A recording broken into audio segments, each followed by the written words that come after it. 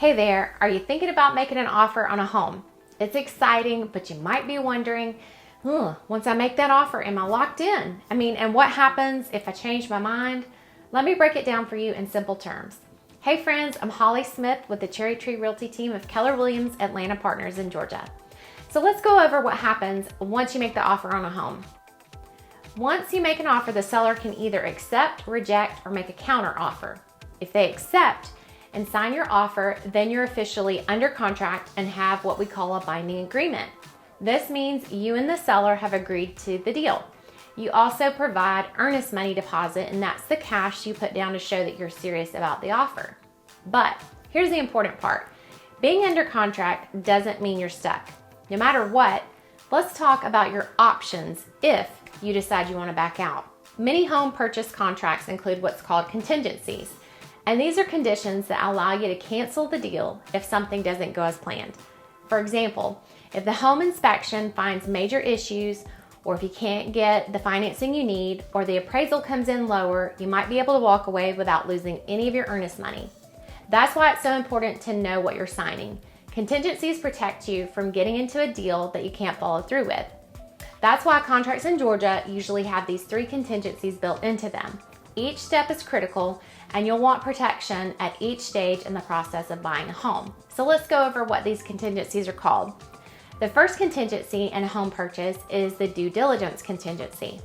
The length of the due diligence period really varies based on market conditions. However, usually you can expect a due diligence period to be anywhere from like 5 days to 14 days. This due diligence period is a time when you get the home inspected, see if it has any hidden flaws that would prevent you from wanting to move forward.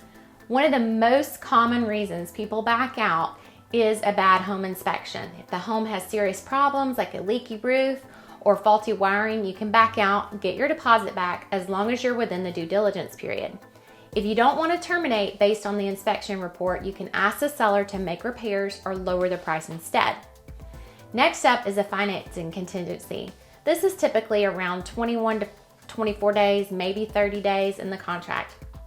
This is when the lender finalizes all the underwriting and loan documents to verify you are able to move forward with the purchase. If you lose your job during this time period, the financing contingency would protect your earnest money funds. Also, if the lender finds you unable to purchase, they would need to issue a denial letter to protect your funds. By the way, don't make any large cash withdrawals from your bank accounts, open any new lines of credit, or change jobs during this period. All of these things can affect your ability to purchase, and they may cause you to be denied by your lender for the loan. If any of these things occur outside of the financing contingency period, you would lose your earnest money. Okay, last up is the appraisal contingency.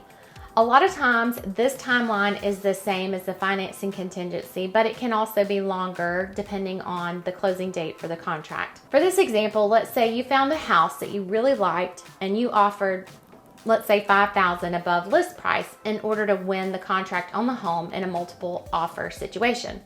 The seller accepted your higher offer price, but then the lender says it's worth $5,000 less than you offered. At this point, you can ask the seller to lower the sales price, you can pay the difference, or you have the rights to your earnest money deposit due to the appraisal contingency. But what happens if your backing out isn't covered by one of these contingencies? Well, things can get a little bit tricky, but this is what might happen. First, you could lose your earnest money, whatever you've paid down. Also, in rare cases, the seller could even take legal action suing you for what is called specific performance, especially if they feel like you wasted their time or cost them another potential buyer. So to sum it up, yes, you can back out after your offer is accepted, but there might be consequences. Contingencies are your safety net, so make sure you understand them before making an offer. And if you're unsure about anything, it's always a good idea to talk with your real estate agent or your closing attorney. I hope this cleared things up for you. If you're in Georgia and thinking about making an offer, feel free to reach out. We're here to help you every step of the way. Don't forget to like and subscribe for more home buying tips and all things real estate. Y'all take care. See ya.